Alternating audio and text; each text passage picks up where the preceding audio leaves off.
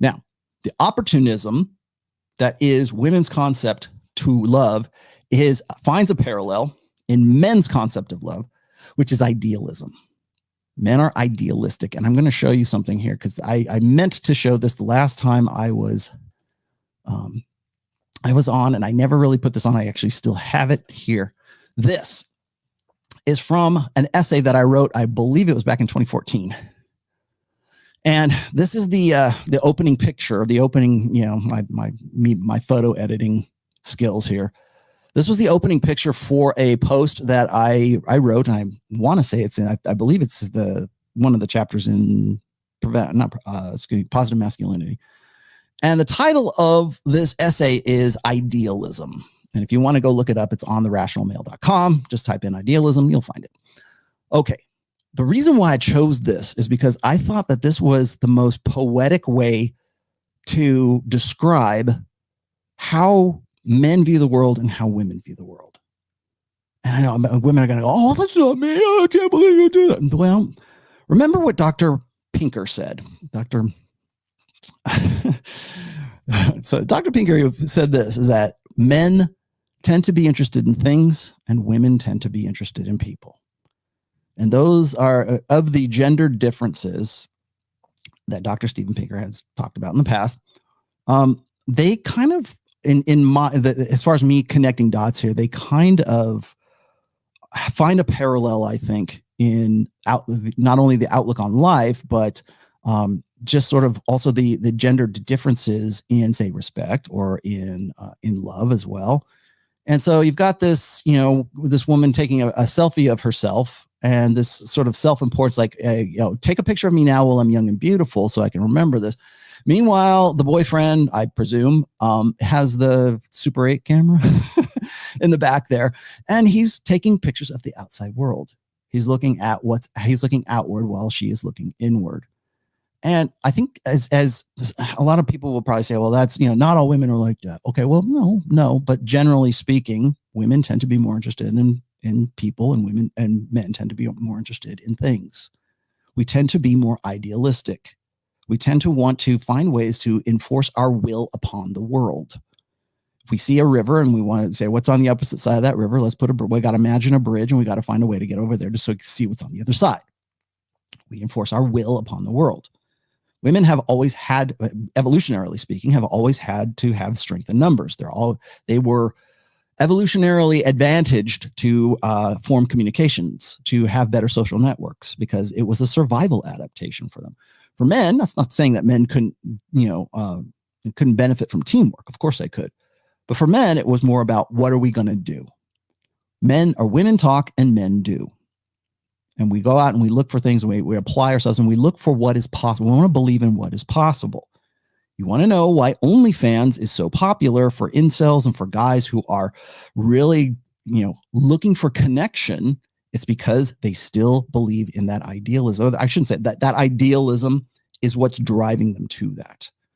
Now, just in the same way that opportunism is not necessarily a negative connotation for women, because women have to, I would presume anyways, in our evolutionary past, that opportunistic women survive better than non-opportunistic women. They had to be solipsistic. They had to be self-important. They had to be almost psychotically concerned about their offspring. They had to develop even a mental capacity, a genetic mental capacity, to have better facility with communications. We already know that. Here we are in 2021. That's very well established. Women communicate in certainly different ways, and I would say more complex ways than guys do. And women will go, oh yeah, that's great. But when I say, well, men are better at spatial, manipulating objects or whatever, like they're better at rational thinking. They're better at, they have more, and this is a proven fact, are more emotionally stable than women are. They'll lose their minds, because then they'll fall back on the lie of the blank slate. But one thing I believe anyways, and I think this, studies and research bear this out, is that men tend to be more idealistic. And that is both a blessing and a curse. That's a feature and not a bug, right? But it can be a bug. It's both, I guess. It's a blessing and a curse, because the same idealism that makes us want to go and build the Sistine Chapel or the Taj Mahal, or we have these great ambitions for a huge build the best band in the world or paint a masterpiece, or all of that idealism that is, I'm not saying women can't be as well, but I'm just saying a natural proclivity for men, that idealism, the same idealism that's a benefit to that guy is also his worst Achilles heel, because that idealism also leads him to believe in things like, oh, well, if I just do these things, if I could just make mama happy, if I could just, I believe that I've answered this so many times that I can do it from rote memorization. Guys will say, I just want a woman who loves me as much as I love her.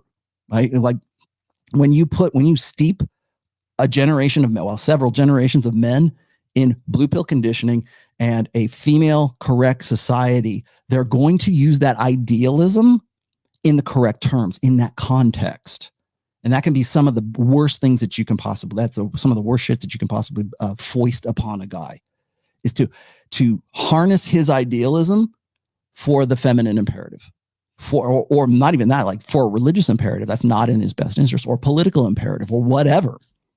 Use that idealism, use that dedication to honor and duty and everything. All that honor and duty and everything else, masculine responsibility, all of that appeals to one thing: men's idealism. And that's how men approach love. They want to believe that love exists for the sake of it. An idealized love for a guy is not unconditional love. I don't think every guy I've ever talked to will tell me, swear up and down, I don't believe in unconditional love. There's no such thing as unconditional love. I mean, unless it's like godly love, right? That can make appeals to religion. Got it. Okay. But when it comes to men and women, they don't want, they'll say, no, I know that I've got to live up to my expectations. Blah, blah. They want to. They don't want to divorce. Like when I talk to guys who are in sexless relationships, have been for a long time, and they're saying, how do I get laid? How do I get my wife to come around again? And I start off with this. I say, you know what? You kind of have to break up with her in your head first. Okay, well, but I don't really want to divorce her. Yeah, I got that. But you sort of have to like separate yourself so that you can work on yourself before you can actually decide whether or not that woman is somebody that you would want to be, involved with in the first place. Well, I don't want to leave her. I know. And every single guy that I have counseled who is in that position, all he wants is the sex spigot to turn back on. All he wants is for her to be what every one of these sugar babies has said. I want her to be feminine. I want her to be sexual. I want her to be nice. I want her to actually give a flying fuck about it when I come home.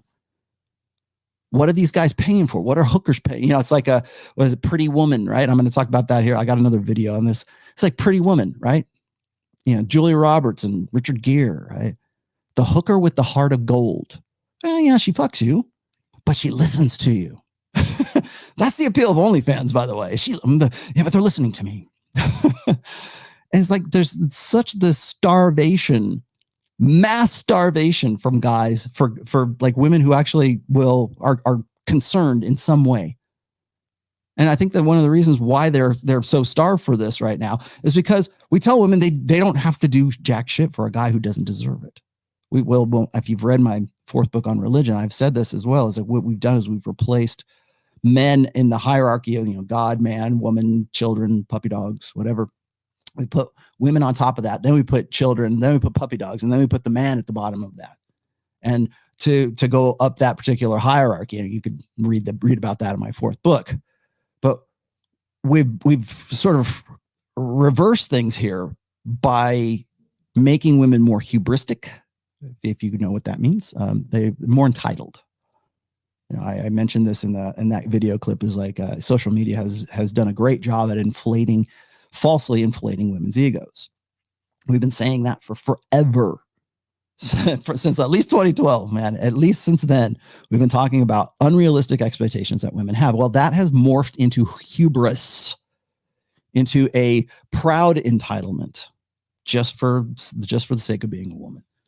And so what happens is then once these women get to be about 29, 30, 31, maybe even older than that, and then they go on Kevin Samuels and they're told that they're average at best, that is a real shocker. That's why that accountability works for them.